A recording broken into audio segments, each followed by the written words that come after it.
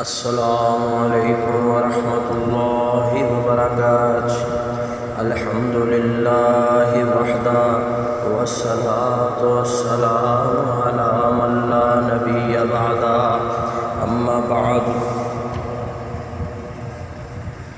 آج ہم نے اس مجلس کے اندر ایک حدیث کو سیکھنا ہے۔ اس حدیث کو حدیث جبرائیل کہتے ہیں۔ اس حدیث کے راوی حضرت عمر بن خطاب رضی اللہ تعالی عنہ ہیں۔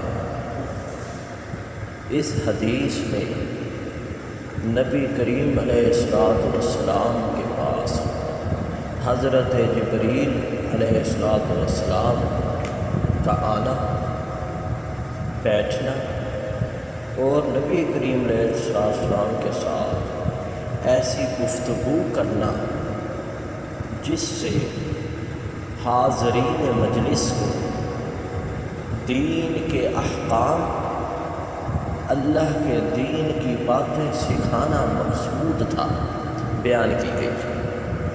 آئیے دیکھتے ہیں یہ حدیث حضرت عمر رضی اللہ تعالی عنہ سے کیسے وارد ہے۔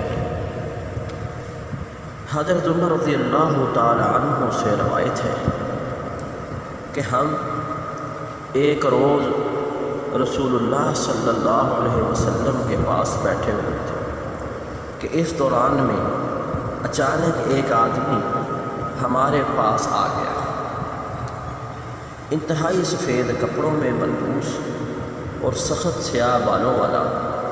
اس پر سفر کا نام و نشان نظر آتا تھا، نہ ہم میں سے کوئی اس کو پہچانتا تھا۔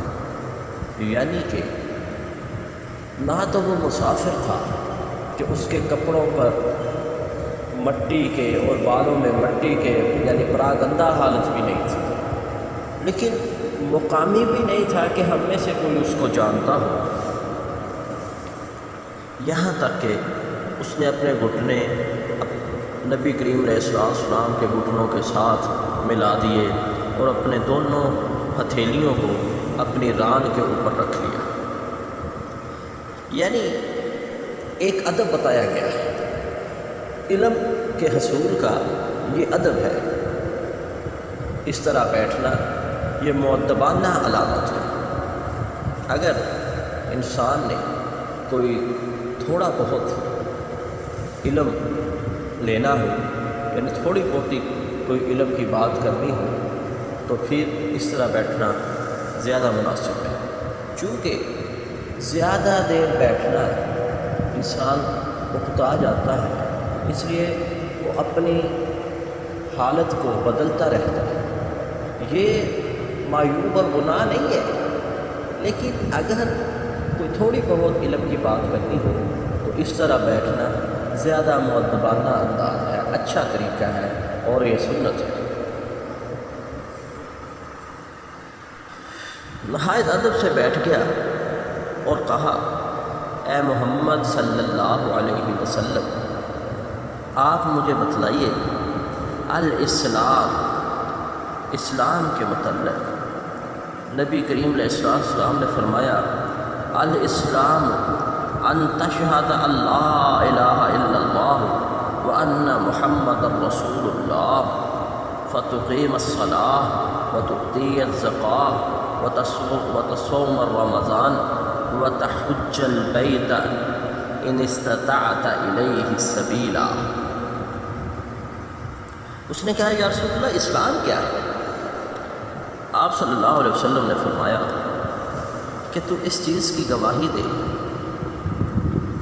کہ اللہ کے سوا الہ کوئی نہیں اور محمد صلی اللہ علیہ وسلم اللہ کے رسول ہیں، نماز کو قائم کر، زکوٰۃ ادا کر، رمضان کے روزے رکھو، اور اگر اللہ نے سفر کی ہمت اور استطاعت دے رکھی ہے تو اس کے راستے میں ضرور حج ہو جاؤ۔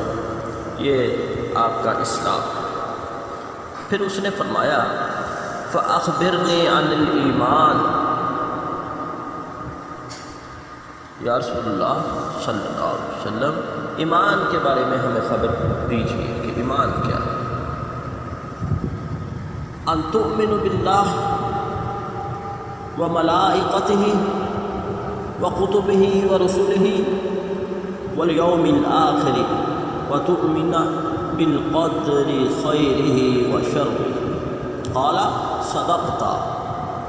ایک عجیب معاملہ تھا، ایک تو سوال کرتا، پھر اس کا جواب لیتا، اس جواب کے بعد اس جواب کی تصدیق بھی کرتا۔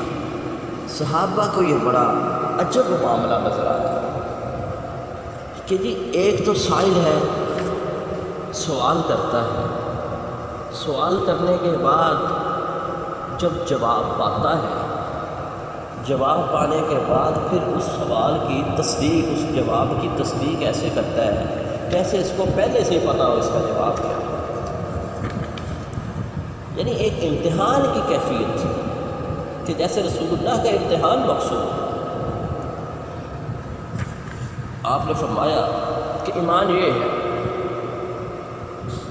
کہ تو ایمان لائے اللہ پر، اس کے فرشتوں پر، اس کی کتابوں پر، اس کے رسولوں پر اور آخرت کے دن پر، اور تو ایمان لائے تقدیر کے اچھے اور برے ہوں۔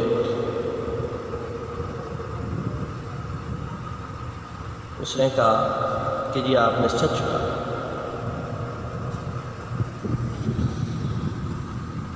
اس کے بعد سائل نے پوچھا فأخبرنی عن الاحسان، کہ جی ہمیں احسان کے بارے میں بتلائیے، احسان کیا؟ آپ نے الصلوۃ والسلام نے فرمایا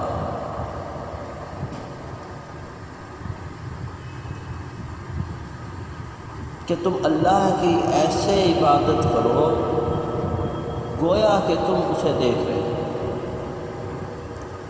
اگر تم ایسے نہیں دیکھتے، یعنی اگر تم میں یہ صلاحیت نہیں ہے، اگر تمہارا ایمان اس قدر نہیں کہ تم یہ بات کر سکو، یہ یقین رکھ سکو کہ تم اللہ کو دیکھ رہے ہو، تو کم از کم تمہارا ایمان یہ ضرور ہر وقت سوچے کہ تمہیں تمہارا رب دیکھ رہا ہے۔ یعنی عبادت کے حسن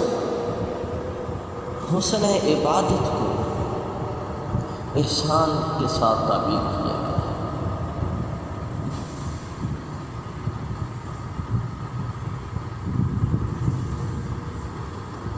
پھر سائل نے سوال کیا کہ آپ ہمیں بتا دیجیے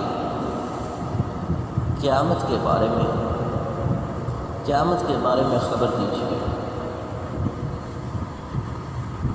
نبی کریم علیہ السلام نے فرمایا اس کے بارے میں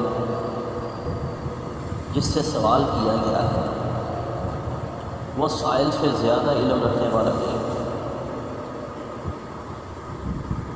میں آپ سے زیادہ نہیں جانتا، مجھے اس کے متعلق زیادہ علم نہیں ہے کہ یہ کب آئے گا۔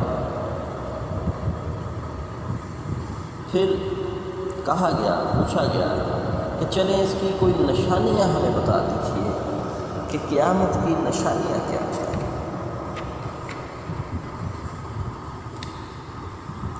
آپ صلی اللہ علیہ وسلم نے فرمایا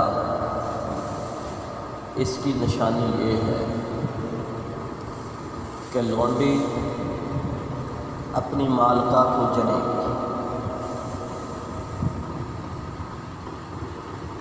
اور یہ کہ تم ایسے لوگوں کو دیکھو گے کہ جن کے جسم پر کپڑے، پیروں میں جوتیاں اور کھانے کو خوراک نہیں ہوگی، لیکن پھر ان فقیروں کے پاس اتنی دولت آ جائے گی کہ وہ عمارتوں میں ایک دوسرے پر فخر کریں گے۔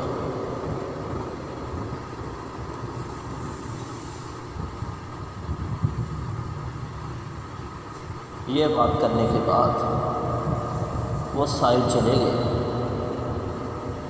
حضرت عمر رضی اللہ تعالی عنہ کہتے ہیں کہ میں کافی دیر تک نبی کریم علیہ السلام کی خدمت میں ٹھہرا رہا۔ پھر آپ نے مجھ سے کہا، عمر جانتے ہو یہ سائل کون تھا؟ میں نے کہا اللہ اور اس کا رسول ہی بہتر جانتے ہیں۔ آپ صلی اللہ علیہ وسلم نے فرمایا، یہ جبریل تھے جو تمہیں تمہارا دین سکھانے کے لیے آئے تھے۔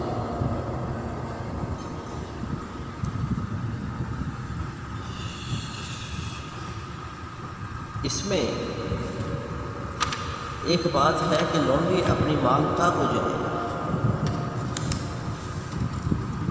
اس کی وضاحت علماء نے مختلف انداز سے کی۔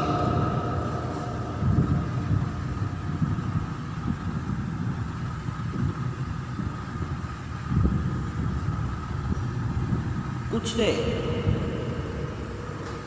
یہ کہہ دیا ہے کہ اولاد ایسی بدزبان ہو جائے گی کہ وہ والدین کو نوکروں کی طرح سمجھے۔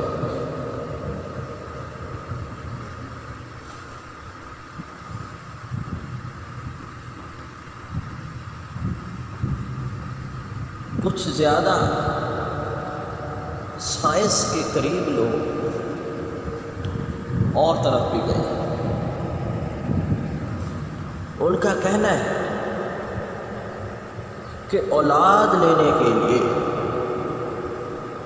ایک شادی شدہ جوڑا کسی عورت کو اجرت پہ لے گا، اس عورت سے اپنی اولاد کا حصول کر کے اس عورت کو اجرت دے کر فارغ کر دیا جائے۔ اللہ کے نبی کی بات تو اس زمانے کی بات ہے جو زمانہ علم و حکمت سے تو بھرپور تھا۔ اس نے پیشین گوئیں، مستقبل میں آنے والی کچھ خبریں اللہ کی وحی سے مطلع ہو کر، آگاہ ہو کر لوگوں کو اس سے مطلع کر دیا، لیکن وہ چیزیں اس دور میں پائی نہیں جاتی تھیں۔ آج کے اس دور میں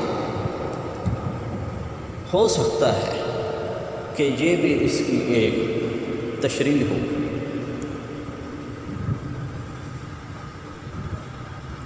نبی کریم علیہ السلام نے قیامت کی بڑی نشانیاں بیان کی۔ قرب قیامت جو دور ہوگا اس میں یہ چیزیں پائی جاتی ہیں۔ اس ٹائم سائنس کی جو ترقی ہو اس میں ممکن ہے اس چیز کی زیادہ وضاحت ہو جائے۔ آج کے دور میں جو وضاحت ممکن ہے علماء نے اس کو مد نظر رکھ کے اس کی وضاحت کر دی۔